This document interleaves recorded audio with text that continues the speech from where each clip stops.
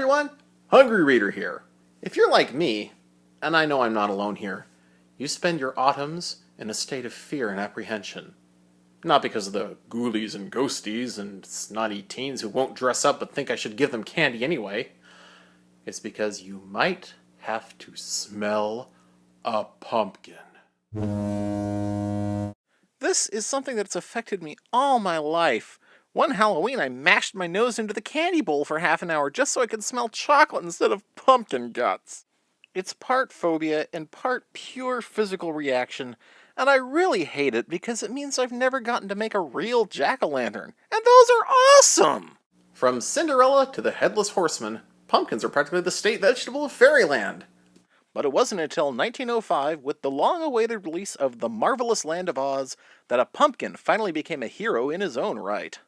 But it was a long road getting there, both for the pumpkin and for L. Frank Baum.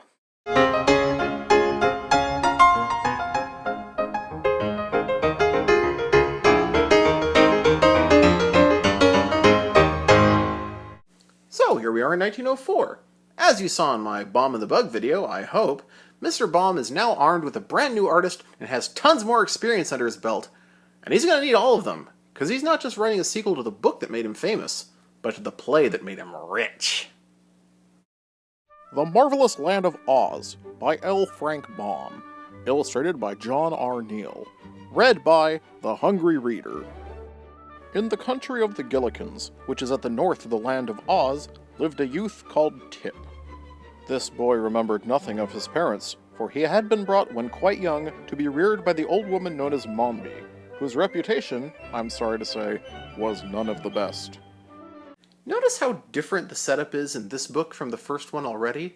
There's no Kansas, no tornado to take you to Oz, no sign of any world outside of Oz at all. If Oz is all a dream, who's dreaming this? Once again, our lead is a plucky orphan who grew up on a farm.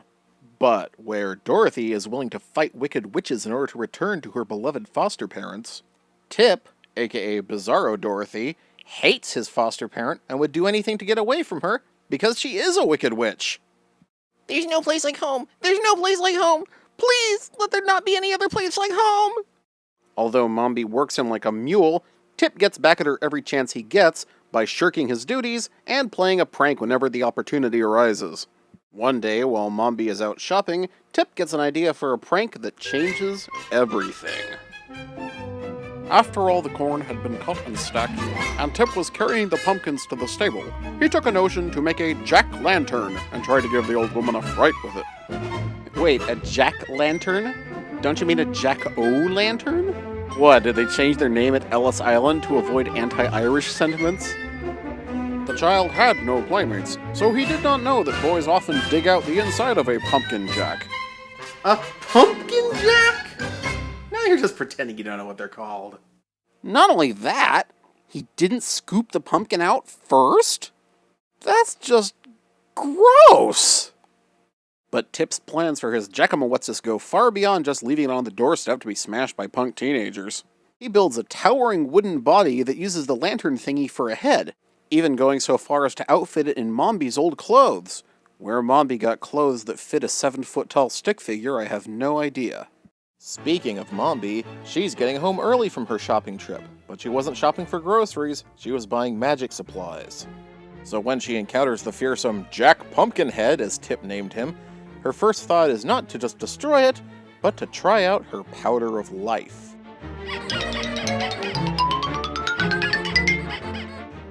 Weog! Teog! Peog! Don't yell like that! Do you think I'm deaf? Yes, like the Frankenstein monster and Johnny Five, Jack Pumpkinhead is alive! Some of this might already sound kind of familiar to you if you've already seen the 1985 Disney movie Return to Oz. Jack Pumpkinhead and Mombi are both featured characters in that movie, and Jack even retells his origin as told in this book. If you're wondering where Mombi acquires her 30 interchangeable heads, though, we'll deal with that in the next book. Now that she has Jack Pumpkinhead, who doesn't eat, sleep, or goof off, she decides that she doesn't need Tip anymore, and prepares a broth to turn him into a marble statue. So while Mombi sleeps, Tip runs away, taking the Powder of Life with him, as well as Jack Pumpkinhead, whom he feels responsible for, being his creator. I feel bad for Jack Pumpkinhead because his major role in this story is to be the target of emotional abuse. Every time he says anything in the book, someone will rebuke him for being stupid. Especially Tip. Tip is not a very good father figure. But look who his role model in that department was. They stop to rest near a lumber pile, which is where Tip discovers that some wag has made one of the sawhorses look like an actual horse. So one weog, teog, peog later, Jack has a noble steed, who is then equipped with a merry-go-round pole for Jack to hold onto while he rides. Boy, it's a good thing you brought me to life before jamming a stake through my chest. I'd have hated to miss this! The wooden sawhorse, yet another nameless individual of Oz, is highly mobile. He tries telling the sawhorse to giddy up, just to see how fast he can go. Turns out it's pretty fast. Before he knows it, Tip is eating dust an hour behind them, and Jack and the sawhorse have already arrived at the gates of the Emerald City. Plus, they've already got their own green glasses, they're hobnobbing with Emerald City big shots like the Guardian of the Gates, the soldier with the green whiskers. Oh, and this one guy, you've probably never heard of him, they call him the Scarecrow. Meanwhile, Tip is still trudging his way to the city, lonely and hungry, until he meets a young lady who's not very nice, but at least she shares her picnic basket. This is Ginger, General Ginger to you, the leader of the Army of Revolt. Tip has been drafted into a revolution of teenage girls against the Oz patriarchy.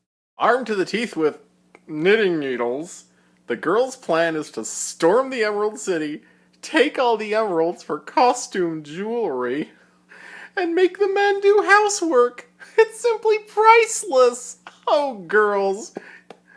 Oh, wait. Bomb was a feminist. Ah, yeah! What is that certain je ne sais quoi? Ah, yeah! It's a stone cold coup d'etat.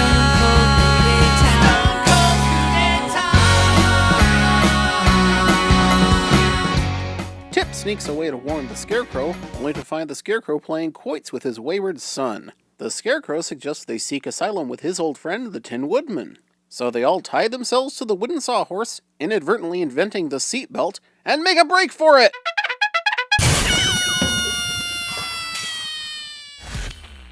And there's decapitation number 1, of only 2. Tired, bedraggled, and soaked, they make their way to the country in the west, where the former castle of the Wicked Witch of the West is now the Tin Castle. For the Winkies are now ruled by a Tin Emperor. The Scarecrow introduces his new friends to the Tin Woodman, who happily tells them all about his history with the Scarecrow and their friend Dorothy. Wait, wasn't there someone else? Someone conspicuously absent from this whole book? Not even appearing in paintings of the last story? The Tin Woodman pledges allegiance, boasting that he'll just scare them away with his axe, and they return together to the Emerald City. Along the way, they meet the Wogglebug! And after my Bomb and the Bug video, I have very little left to say about him, except that compared to how he looked in the Wogglebug book, Mr. Neal's drawings of him are phenomenally ugly. He looks like a brittle star that's been possessed by Beetlejuice. Hi, how are you? They also meet an old friend along the way, the Queen of the Field Mice, who lends them a number of her own soldiers to help with the counterattack. So the Guardian of the Gates, the soldier with the green whiskers, and the Queen of the Field Mice all return and have speaking roles, but no Cowardly Lion? Why are we pretending he didn't exist? Was there a sex scandal or something? Our heroes enter the Emerald City unopposed, greeted only by henpecked husbands meekly doing their wives' orders, and penetrate the palace. But before the Tin Woodman can flash his axe around and show those uppity dames what's what, they're surrounded! Ginger knew they were coming, because now Mombi, once again a full-fledged Wicked Witch, is on the payroll. Tip is to be remanded to her custody for punitive petrifaction, but Ginger has plans for the others. The sawhorse and the Pumpkinhead's body I will have chopped up to kindling wood, and the pumpkin shall be made into tarts. The scarecrow will do nicely to start a bonfire, and the Tin Man can be cut into small pieces and fed to the goats. As for this immense wogglebug, I think I shall ask the cook to make a green turtle soup of you. Wow, turtle soup is a real thing? I thought Shredder made it up. The scarecrow came prepared with an ace in the hole, though. Mouse attack! The girls flee in stereotypical terror, and our heroes bar the doors. A temporary stay of execution. Hey, you know what would have made those girls run away even faster? A giant gross bug that you brought along for no other reason. Oh, or here's an idea. A lion! As the girl army cowers from the mice outside, the scarecrow happens to notice the magic powder, and that gives him a brilliant idea for an escape plan. They shall build the Gump. Now, a Gump is a large servine that's native to Oz, but it's also what our heroes named the magical aircraft that will fly them to safety. It has 2 couches for a passenger compartment, 4 palm fronds for wings, a broom for a rudder, and the stuffed and mounted head of an actual Gump for both figurehead and pilot. The resurrected Gumphead lives in horror that some other Gump might see him and laugh, but all the other Gumps seem to be extinct. Good news? Well, you know what I say. Gump for president. The Gump reluctantly takes off, but he doesn't steer well, and he ends up taking them all the way to America. This is actually the setup for Baum's comic strip, Queer Visitors from the Marvelous Land of Oz. In this book, though, it's more or less a plot cul-de-sac. Only 2 really relevant things happen. The Scarecrow loses all of his straw to thieving jackdaws and has to be restuffed with money. And the Wogglebug displays his one useful skill: he can take pills without putting up a fuss. And if you're a cat owner, you know how impressive that is. And speaking of cats, still no lion. Finally, they get back to Oz and to Glinda's castle in the south, where she receives them and offers her help, but not to put the Scarecrow back on the throne, as if he even wanted it. The last true king of Oz was Pastoria, whom we last saw in the Wizard of Oz play, accompanied by a greedy waitress. I told you this was a sequel to both book and the play. Glinda knows that the throne rightfully belongs to Ozma, the daughter of Pastoria, but the last person who saw Ozma was Mombi, who is also now the chief lieutenant to Queen Ginger. Glinda leads her own all-girl army to the Emerald City, where Ginger capitulates immediately and allows them to look for Mombi, but Mombi has the perfect hiding spot. She's turned into a flower. Perfect hiding spot until the Tin Woodman picks her completely at random, that is. Mombi panics and turns into a griffin to escape. A really weird-looking griffin with bat wings, but a griffin, I guess. Mombi tries to hightail it across the deadly desert, but Glinda chases her down on the tireless sawhorse and lassos her with what is clearly Wonder Woman's lasso, and forces her to spit out the truth.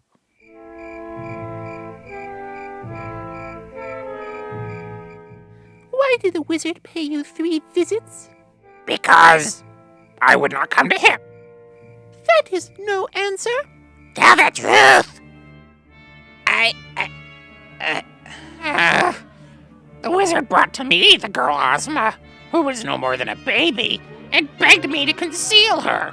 And I have remained faithful to my promise. What did you do with the girl? I transformed her into into what? Into a boy! Yes, that is the Princess Ozma. That is the rightful ruler of the Emerald City. Well, that explains why the wizard's waitress girlfriend was hungry all the time. She was expecting a tip. Tip very reluctantly allows himself to be changed back into Ozma with a promise of backsies if he doesn't like it, but apparently she likes it. Tip is never seen again. With the return of the true ruler, General Ginger is overthrown without any bloodshed. This is hailed as a victory by even the women of the Emerald City, who were heartily sick of their husbands' cooking by now. All of Ozma's friends are rewarded for their contributions. The Wogglebug is made her royal tutor. The Sawhorse, her private mount. The Scarecrow, no longer king but now stuffed with money, returns with his friend the Tin Woodman to be his royal treasurer. What, you think I'm made of money? And the Gump gets the only thing he wanted, to be disassembled. Although the Gump head still speaks to visitors in the palace lobby sometimes.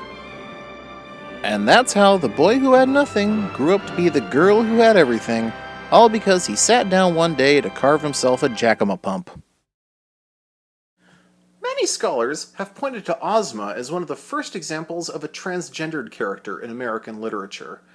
I can see where they're going, but it seems like an overly generous definition of transgenderism to me. Tip never speaks in any kind of dysphoric manner in the book, and Ozma never gives another thought to Tip after her transformation. She regards him as a separate person. Either Ozma is highly gender fluid and just comfortable in any body you give her, or they're two different people who just happen to share some memories. As previously stated in the Wizard of Oz video, Mr. Baum had no interest in making his books a metaphor for anything. There wasn't a message, or a sermon, or an allegory in any of them, but he did love to parody the things that he saw around him. He was the son-in-law of Matilda Gage, an influential suffragette whose views he tended to echo. General Ginger in the Army of Revolt satirized suffragettes who took an overly simple approach to women's emancipation, such as Ginger's simple reversal of the status quo. It's also been interpreted as a slam on Susan B. Anthony, who was a conservative rival to Matilda Gage. So if you ever wondered why the Susan B. Anthony dollar looks so much like the Wicked Witch of the West? In the next Oz book, we'll see what happens when Dorothy makes her way back to Oz and gets to meet Ozma for the first time. Hope you're hungry. I know I am. I may not be able to carve my own jack-o'-turn, but I know one thing pumpkins are very good for. Autumn leaves will burn as the seasons turn. Nature's riding to the incline. Oh yeah, what is that certain je ne sais quoi? Oh yeah, it's a stone cold coup d'etat. Stone cold coup d'etat.